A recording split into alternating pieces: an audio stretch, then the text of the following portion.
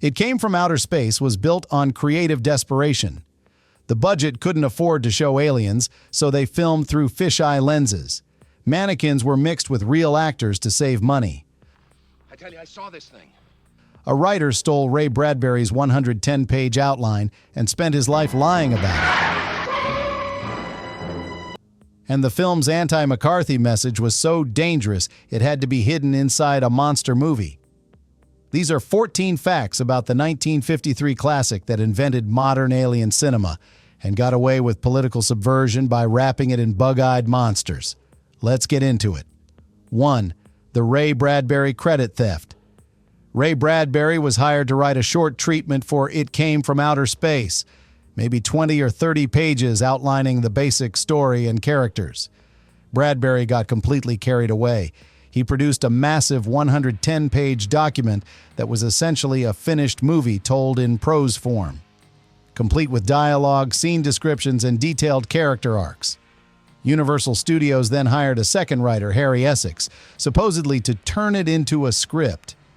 Essex basically just reformatted Bradbury's outline into proper screenplay format without adding much original material. Despite doing little more than retyping someone else's work, Essex spent the rest of his life claiming he was the primary writer of It Came from Outer Space, minimizing Bradbury's contribution at every opportunity.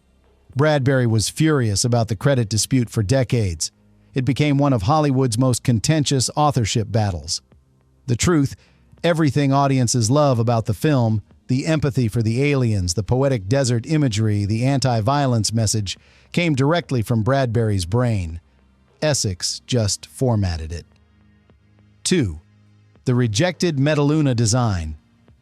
The original design for the aliens depicted them as formless, jellyfish-like blobs with a single giant eye floating in translucent bodies. Universal executives hated the concept. Too abstract, too difficult to film convincingly on their limited budget.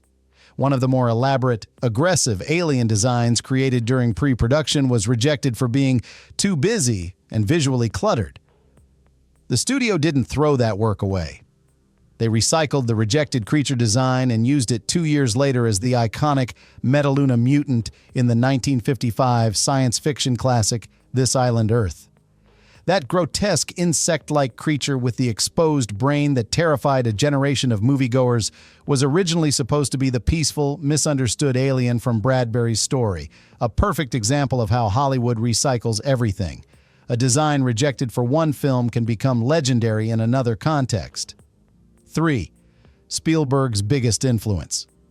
Steven Spielberg has repeatedly cited It Came from Outer Space as one of the core influences on his entire career, particularly on Close Encounters of the Third Kind. Years later, when Spielberg finally met Ray Bradbury at a film event, he reportedly walked up to him and asked, "How did you like your movie?" He was referring to Close Encounters. Spielberg felt he had essentially remade Bradbury's story about peaceful alien contact being met with human fear and violence. Both films share the same fundamental premise. Extraterrestrials arrive on Earth with no hostile intent, but paranoid humans assume they're invaders and respond with aggression. Bradbury was deeply moved by Spielberg's acknowledgement. The two became friends. A beautiful example of one generation of filmmakers directly honoring the work that inspired them. It shows how profoundly It Came from Outer Space shaped the entire language of science fiction cinema. 4. The invisible alien trick.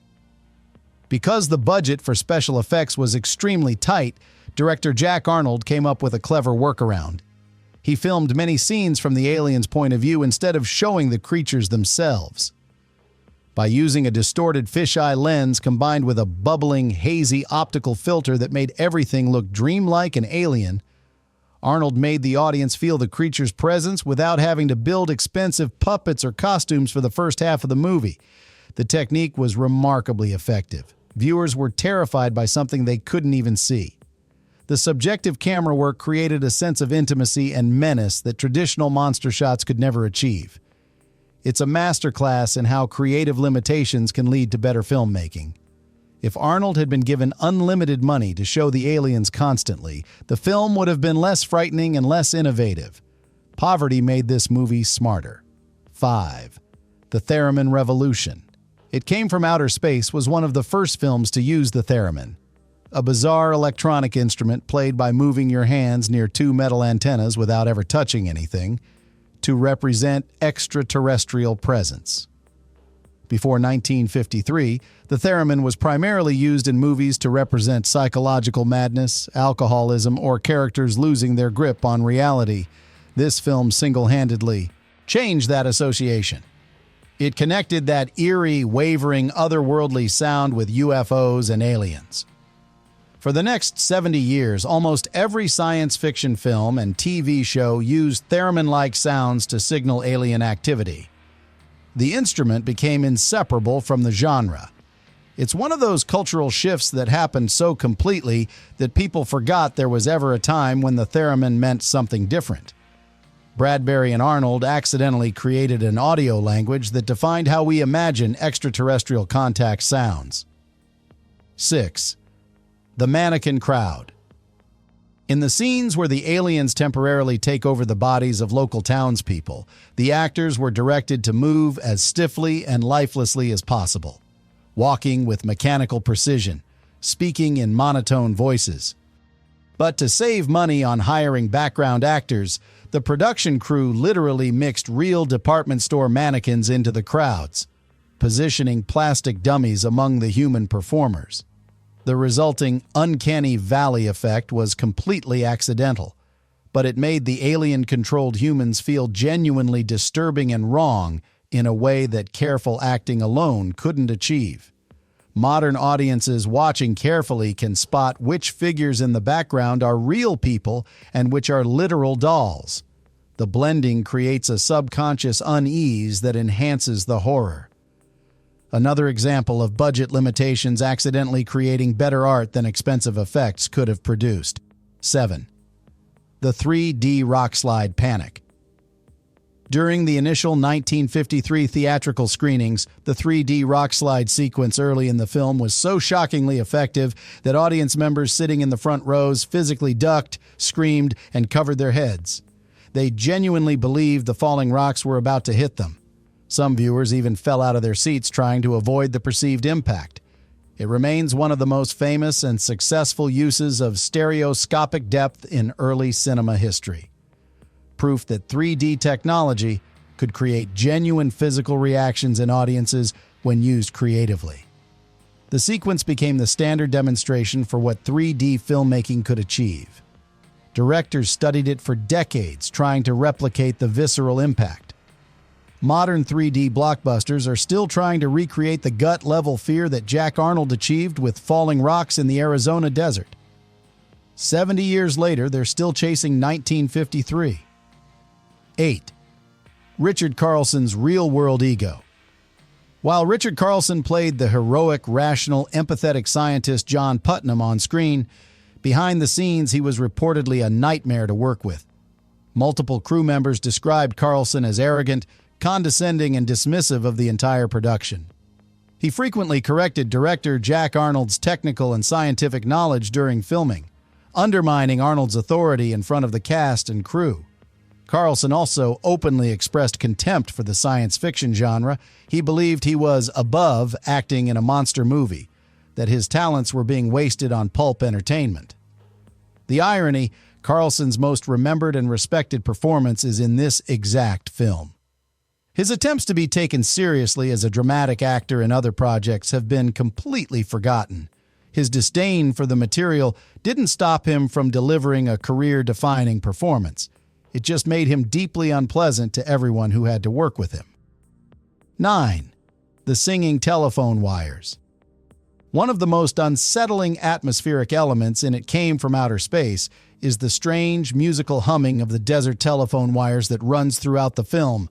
This wasn't a manufactured studio sound effect.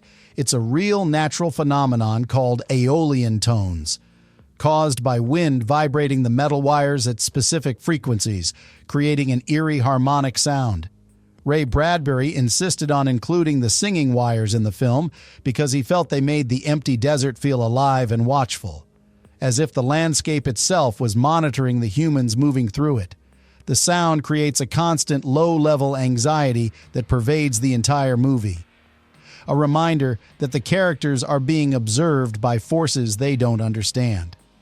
It's a subtle, poetic touch that most audiences don't consciously notice, but that fundamentally shapes the film's oppressive, paranoid atmosphere. 10. The first body snatcher motif. 2 years before Jack Finney's novel The Body Snatchers was published in 1955, It Came from Outer Space introduced the concept of emotionless alien duplicates replacing normal humans, what the film calls drones. The key difference, while the later Body Snatchers aliens were hostile invaders trying to replace humanity, Bradbury's alien clones are completely non-aggressive. The aliens in this film are only borrowing human forms temporarily, gathering materials, repairing their crashed ships so they can leave Earth. They're not invaders. They're stranded travelers trying to get home. The humans who want to hunt and kill them are the true aggressors. It's a crucial inversion of the invasion narrative that makes It Came from Outer Space far more morally complex than the paranoid, anti-communist allegories that dominated 1950s science fiction. Bradbury was arguing for empathy and communication over fear and violence. In 1953, during the Red Scare. 11. The single-eye logical flaw. Film critics and science fiction fans have enjoyed pointing out the hilarious irony at the heart of It Came from Outer Space. The aliens are depicted as having only one giant eye, which means they would have absolutely zero depth perception. Stereopsis requires two eyes positioned at different angles to triangulate distance. Despite this biological reality, the film was shot and released in 3D format, a technology that specifically requires viewers to have two functioning eyes to perceive the stereoscopic depth effects. Essentially, the aliens are the only beings in the universe who couldn't enjoy their own movie in its intended format. It's a delightful logical contradiction that probably never occurred to anyone during production. The aliens crash-landed on Earth because they literally can't see in 3 dimensions, yet audiences are watching them through a technology that depends on binocular vision. 12. The subversive Anti-McCarthy message. It Came from Outer Space was released in 1953, at the absolute height of the Red Scare and Joseph McCarthy's anti-communist witch hunts that destroyed countless lives and careers. The film is a direct, subversive critique of that paranoia. It portrays the local sheriff as an irrational extremist who wants to kill anything he doesn't understand simply because it's different and foreign. The aliens in the film aren't the enemy. They're peaceful refugees trying to fix their ship and leave. The real threat is the human impulse to destroy what we fear instead of trying to communicate with it. Bradbury and Arnold were making a bold political statement disguised as pulp entertainment, arguing that the other isn't always dangerous, that sometimes our own fear and aggression are the real problems. It's remarkable that the film got made at all during a period when Hollywood was blacklisting artists for suspected communist sympathies, a testament to how science fiction could smuggle radical ideas past censors by wrapping them in bug-eyed monsters. 13. The Professor from Gilligan's Island. Sharp-eyed viewers should watch for Russell Johnson, who plays one of the telephone linemen who gets temporarily taken over by the aliens. Science fiction fans recognize Johnson as the Professor from the 1960s sitcom Gilligan's Island. He spent 7 years playing a brilliant scientist who could build a radio transmitter out of a coconut but somehow couldn't fix a boat. Johnson later said in interviews that playing an emotionless alien clone in It Came from Outer Space was excellent practice for playing a character who could remain calm and rational no matter how absurd the situation became. The role taught him how to deliver scientific exposition with complete sincerity even when the material was ridiculous. A skill that served him well throughout his career playing intellectuals in genre entertainment. 14. The missing 1928 prequel. There are persistent rumors among film historians of a deleted opening sequence that was cut from It Came from Outer Space before release.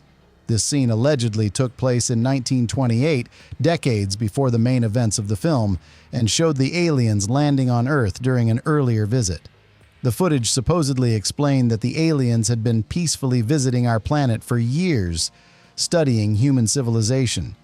They only crashed during the 1953 timeline because of a catastrophic malfunction in their ship's navigation system. The scene was cut to preserve the mystery of the meteor that John Putnam witnesses at the beginning of the film, but production designers claim that props and set decorations from the 1928 era can still be seen in the background of Professor Snell's office, suggesting the sequence was filmed but removed during editing. No one has ever produced definitive proof that this footage exists, but enough crew members mentioned it over the years that some believe it's sitting in a vault somewhere, waiting to be rediscovered. So would you trust a jellyfish from space if it looked like your neighbor? Or are you calling the sheriff and grabbing the shotgun? If you want more declassified files on the classics that built the genre, hit subscribe. See you in the next one.